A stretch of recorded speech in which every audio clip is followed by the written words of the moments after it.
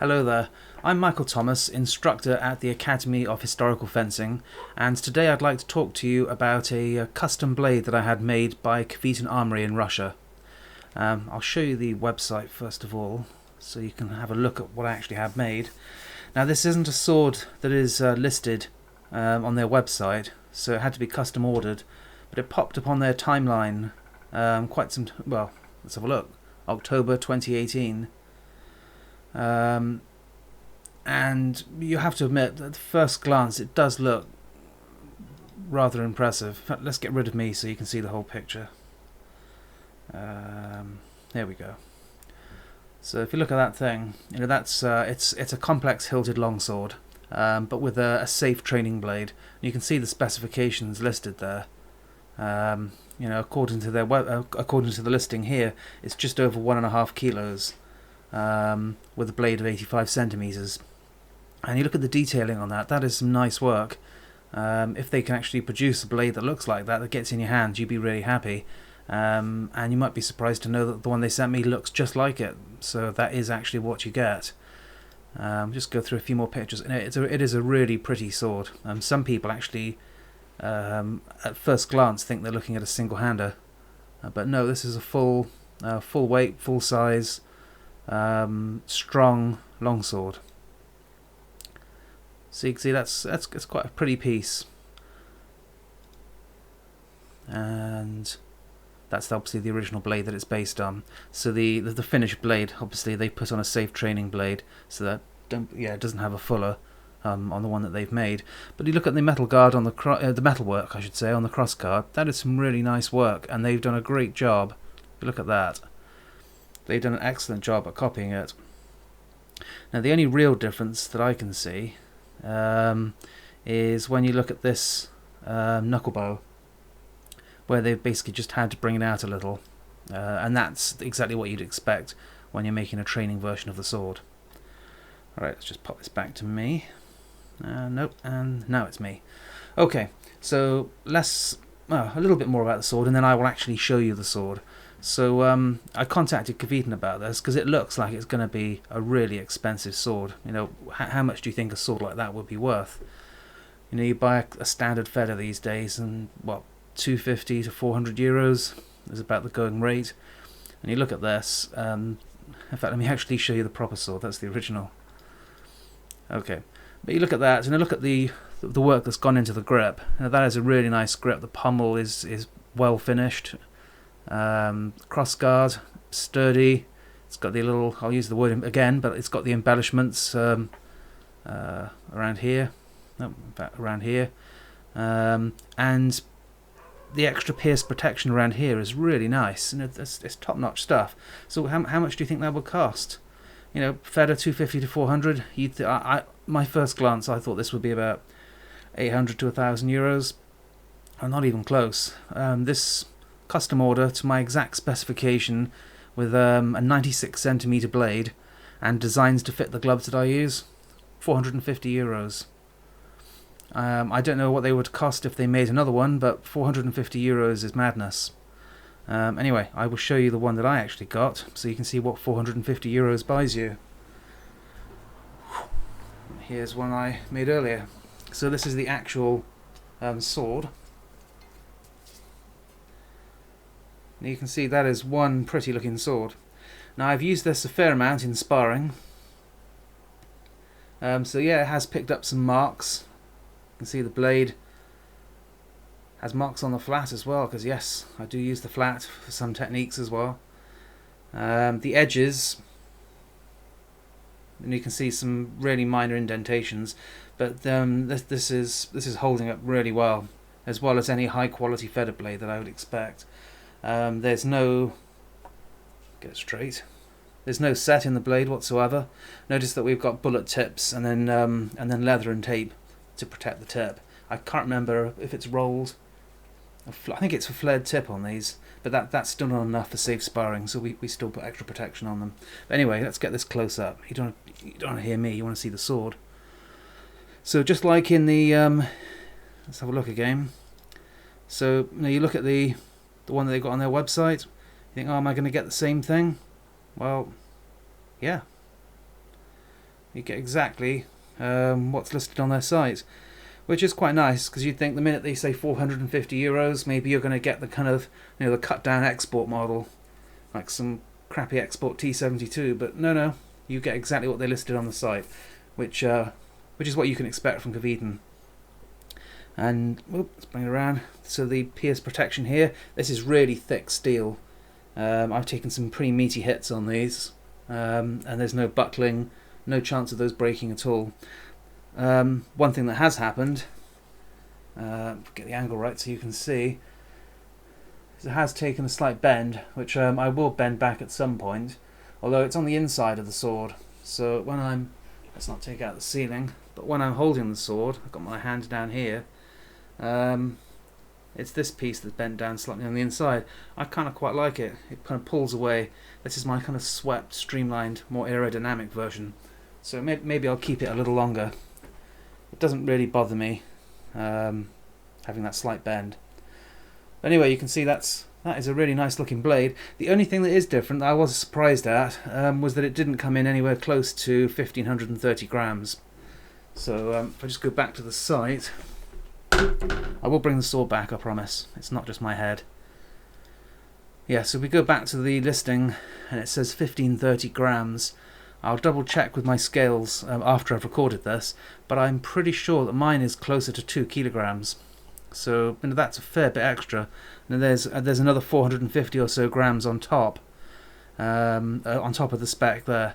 Now my blade is a 96 centimeter, which is not a sort of particularly massive blade, but it's still added a fair bit of extra weight. And when you pick the sword up, let's go back to full screen again. When you pick this sword up for the first time, especially if you've only used feathers, you'll think, whoa, that's actually quite weighty, not used to it. But interestingly, as long as you're physically able to hold a 2 kilogram sword and fence with it for 10-15 minutes without collapsing onto the floor, the weight is actually perfect. The minute you get your hands, you get one hand in the protection here, the other hand's down here, and you start sparring, this thing, it cuts really quickly. The way the balance and the weight has been sorted out, it rotates far quicker than you'd expect.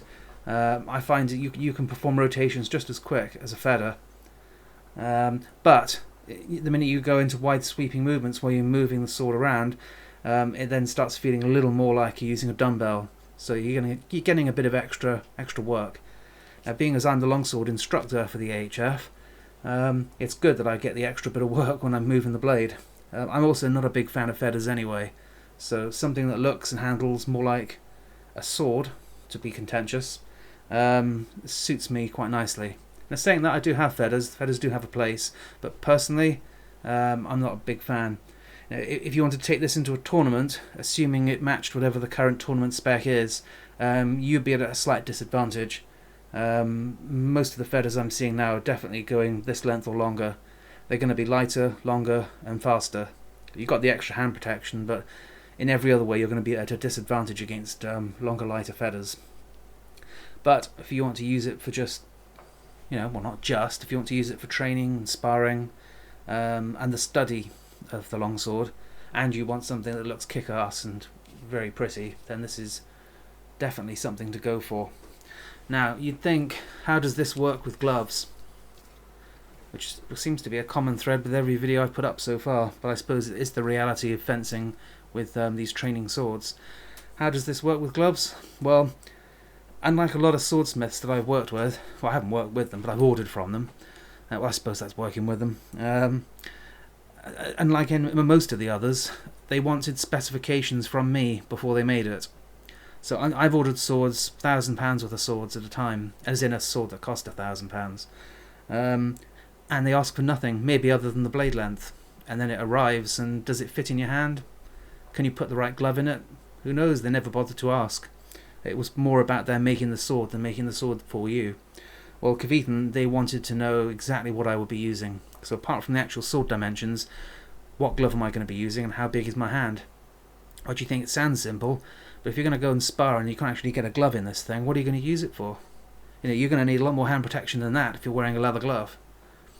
So anyway, I went back to the glove I happened to have at the time, which is as in my last two videos, my smashed to pieces 5-finger sparring glove, just because I knew that even when this dies, it's not going to die actually, it's just going to slowly decay till there's nothing left. But any glove I get to replace this is probably going to be about the same size, because we're still waiting for the Holy Grail glove that has more protection than this and is smaller, and doesn't cost the same as a small car. So if we have a look, this actually fits beautifully. I can hold this and it feels like I'm wearing a leather glove. Now I can't change grips because there's this protection in the way. So if you're one of those guys that likes to put the thumb on the back of the sword onto the back of the hilt for some of your rotational attacks, which of course you know quite often you might want to be doing, well, you can't do that with this because the sword is just simply not designed for it. Unless you can kind of phase shift your thumb through the sword, it's not happening. And if you can do that, you can do other things much more interesting, and I'd like to see those videos. But anyway, nice big meaty glove, fits in there perfectly. In fact, if you've got the muscle and if you've got the stamina, you can swing this around as a single-hander, just because. So yeah, it works really well, and because of the extra weight, you can do a bit of working out with it as well. And then if you want to go for a lighter glove, because of course with that extra hand protection, if you want, I'm not advocating this, but if you want, you could go for something like a Red Dragon or an upgraded sort of medium weight glove. Pop that inside the hand protection, and then have your more heavily armoured glove to go on the open hilt down at the pommel. You might want to do that, maybe just so you've got a little bit of extra movement in the hands. But my experience is you can get a mitten and you can get a 5-finger glove on this, and tell Kvetun what you want. If you're going to be using this with, say, a Spez heavy mitten, don't just assume it'll fit. Tell them that you're going to be using a Spez heavy mitten. They know their stuff. They know what a Spez mitten looks like, and they'll make sure that it fits inside this. Now, if I just bring it again, if you look at the bars, now this is some thick, chunky steel. It looks almost like a wrought iron gate. This is some heavyweight stuff. This isn't the kind of guard you'd expect to find on a sabre or a side sword. You know, this is designed so a polearm comes down and hits you, and you bounce it off the crossguard and laugh, and then stab them. It's that kind of strength. Now, obviously, you have seen that slight bend, and if you look at the thickness of that steel, let's have a look. And that's some pretty thick steel, and that's still slightly bent, although it will bend back without too much effort, I would think. I just don't really want to do it yet. I don't think they seriously could have gone any thicker than that, and if they did that, you're just adding more weight down to the hilt. And it doesn't need to be completely indestructible, it just needs to be strong enough to survive your sparring and a little bit of maintenance afterwards. So if we go back to their, not their site, to their Facebook page, so you can see the sword again listed here, you can see all the specs. It doesn't have the price on there. Oh, that's not the same sword. It doesn't have the price on there because it's a custom blade. And unfortunately with custom swords, what tends to happen is you have an initial price. So mine was €450. But you know, how long ago was that? This sword was listed at the end of 2018, so I probably ordered it a few days after that because I couldn't wait any longer. Maybe the prices have gone up since then. Maybe the extra work made to make a custom sword was more than they expected, or maybe it was a little bit cheaper just to do the first batch. If you're interested, just contact them and ask them. They're amicable chaps. They'll be quite happy to help. And they were quite flexible on the dimensions as well. So if you wanted a longer or a shorter blade, I believe they could go down to 85 centimeters and up to about 102 or 105. I think that's what they said. You might wonder why I didn't go for a longer blade. I'm not a big fan of super long bladed feathers. For tournaments, definitely the longest, lightest feather you can get your hands on. But in terms of training, I find the technique, it's easier to teach and more effective often with a more reasonably sort of sized longsword. If you can hear the crackling outside and the dog barking, there's the army are practicing about, I don't know, 300 yards away, so they got machine guns and mortars going off. Maybe you can hear them. Maybe this microphone is good enough to stop it. Let's have a quick listen. No? Okay, that's good. They pop up every now and then, so I'll just record through it if they keep going. But yeah, if you want to, yeah, there they go.